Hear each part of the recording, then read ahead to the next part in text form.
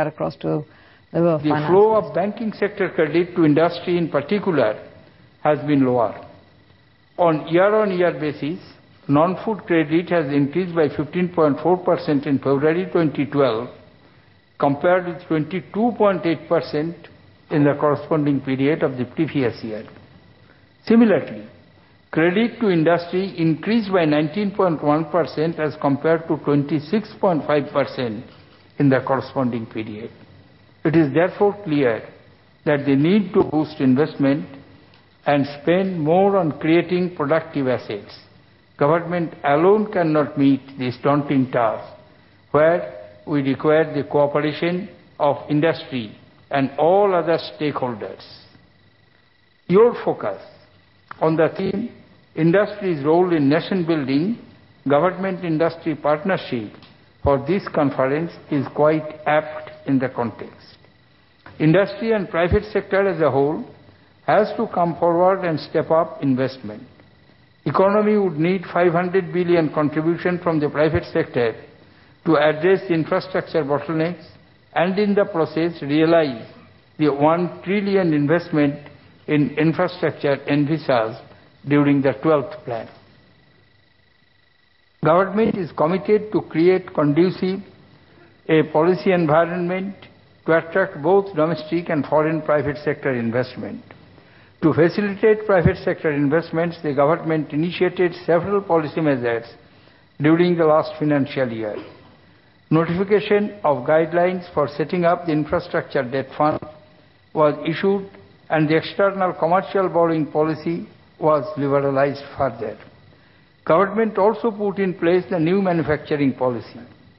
To keep up tempo, I have announced several other initiatives in my current budget proposals.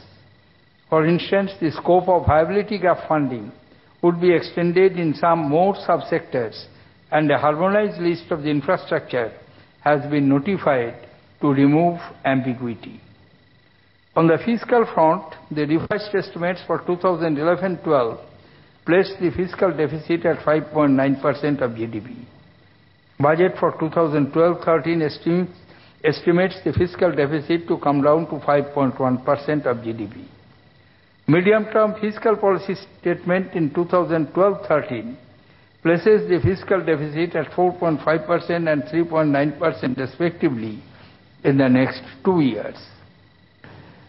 Thus, the medium-term fiscal stance is firmly on the fiscal consolidation path, with the revenue deficit short to be estimated at 2014-15.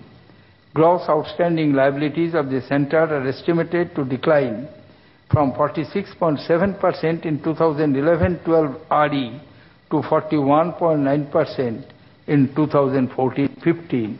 However, here we shall have to ensure that the targeted figure of keeping the subsidies at the rate of 2%, not exceeding the 2% of GDP, rather below 2% of GDP, will have to be adhered strictly.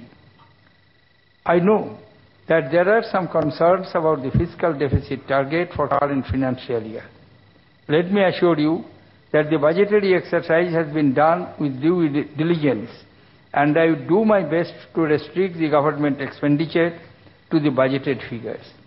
Yet, let me repeat again that government will not compromise on funds towards the schemes targeted to achieve the UPS government's agenda of the inclusive growth.